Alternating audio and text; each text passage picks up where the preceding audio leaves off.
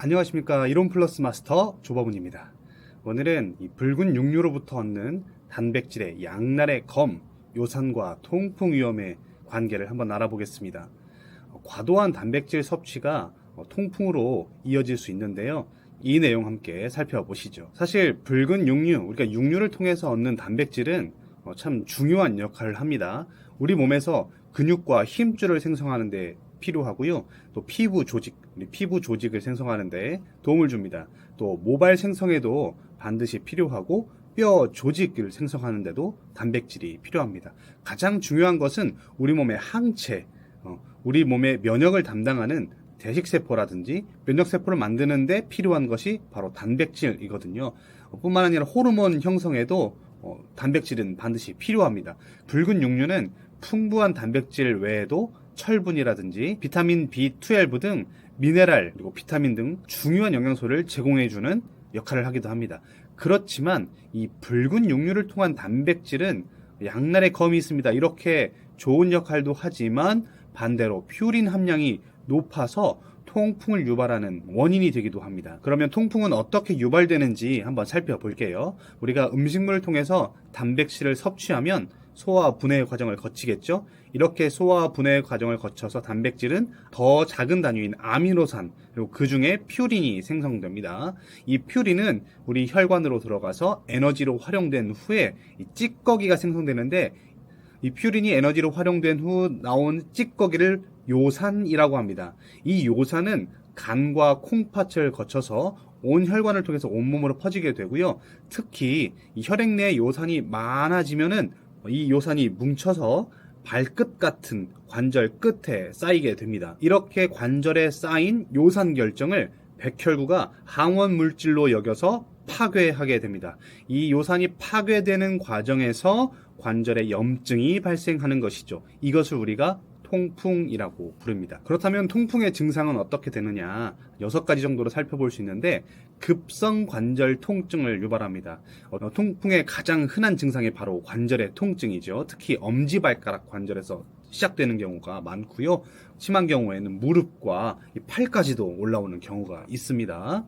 두 번째는 관절 붓기와 발적입니다. 관절이 땡땡 붓어 발적이라고 해서 열이 나면서 붉어지는 그런 증상이 나올 수 있습니다. 이렇게 열이 나니까 이 관절에 열감이 계속 유지되어서 우리 몸을 불편하게 하죠.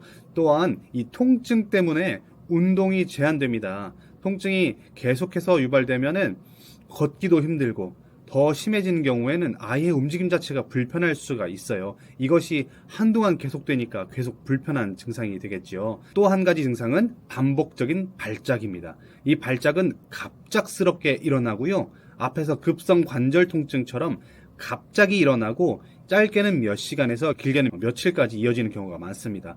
이 발작이 끝난 후에도 통증이 남아서 불편함을 줄 수 있고요. 마지막으로 장기적 합병증이 있을 수 있습니다. 장기적 합병증이라 하면 이 염증이 계속 관절에 남아서 통풍성 관절염을 유발하는 이 합병증을 유발할 수 있습니다. 그렇다면 이 붉은 육류, 우리가 단백질을 섭취하기 위해서 붉은 육류를 많이 섭취하는데 붉은 육류를 섭취하는 대안은 무엇인가? 우리가 붉은 육류를 제외하고도 여러 단백질원들이 있거든요. 그 중에 첫 번째는 바로 흰 육류를 드시는 겁니다. 닭가슴살 같은 거요. 흰 육류는 붉은 육류에 비해서 퓨린 함량이 낮고 그래서 요산의 영양이 적습니다. 또 생선, 등푸른 생선 같은 경우에는 오메가3가 많지요. 오메가3는 혈액을 원활하게 순환하는데 도움을 주니까 요산이 쌓이는 것을 방지할 수 있습니다. 두 번째는 콩이라든지 렌틸콩, 퀴노아, 대두 이런 것들 식물성 단백질을 섭취하는 것입니다. 식물성 단백질은 퓨린 함량이 굉장히 낮고요. 또 식이섬유가 많아서 소화에도 도움되는 그리고 퓨린을 배출하는 데도 도움이 됩니다. 세 번째는 유제품, 치즈, 요구르트 같은 겁니다. 유제품은 요산 수치를 낮추는 데 도움이 된다는 연구 결과들이 많고요. 특히 저지방 우유는 통풍에 효과적이다라는 연구 결과가 최근에 많이 발표되었습니다. 우유를 드시려거든 저지방 우유가 좋다. 마지막으로 충분한 수분 섭취가 중요합니다.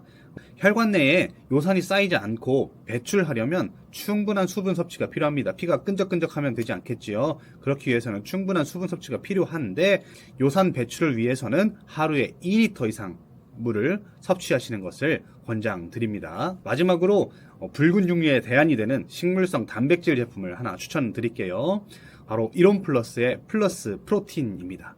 플러스 프로틴에는 아미노산 스코어가 92점이나 됩니다. 아미노산 스코어라는 것이 무엇이냐면 식약처에서 기능성 단백질이라고 인정하는 제품에 이 단백질이 함유한 필수 아미노산 구종의 성적표를 바로 아미노산 스코어라고 합니다.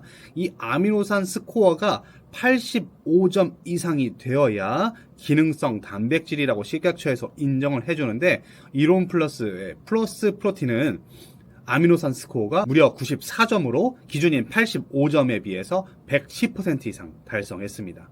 또 대두, 쌀, 밀, 생호박씨에서 추출한 100% 식물성 단백질이고요. 또 6종의 식물성 단백질에 3종의 식물성 식이섬유가 함유되어 있고 한 포로 한 번에 12g의 단백질을 섭취할 수가 있습니다. 추가로 황성주 국산콩 두유 영양 플러스를 소개해 드리겠습니다. 이 황성주 국산콩 두유 영양 플러스는 100% 국산콩 대두를 전통 맷돌 방식으로 갈아 넣어서 콩 전체 영양을 그대로 섭취할 수 있는 국산콩 두유입니다. 여기에 면역 활성에 도움을 주는 아연, 셀렌, 비타민 E, 이론만의 특허 면역 원료인 미강 발효 분말 포플리오스뮴, 또 면역물질로 잘 알려진 미슬토, 겨우살이 추출물, 거기에 후코이단 분말까지 면역물질로 가득 채운 영양 플러스 면역 플러스 두유입니다. 영양 플러스 두유는 회원 전용 프리미엄 두유이고요. 이론 플러스 가입하시고 이 플러스 프로틴과 영양 플러스 두유 함께 드시기를 추천드립니다. 오늘은 붉은 육류를 통한 단백질 섭취가 통풍을 일으킬 수 있는, 유발할 수 있는 위험을 증가시킬 수 있다라는 사실을 말씀드렸습니다. 아무리 고기 좋으시더라도 붉은 육류의 섭취는 조절하시고 흰 육류, 닭가슴살이라든지 그다음에 생선, 식물성 단백질을 통해서 건강한 식단을 유지하여서 통풍 위험을 막을 수가 있다는 것을 말씀드렸습니다. 지금까지 여러분의 건강을 응원하는 이플 마스터였습니다. 감사합니다.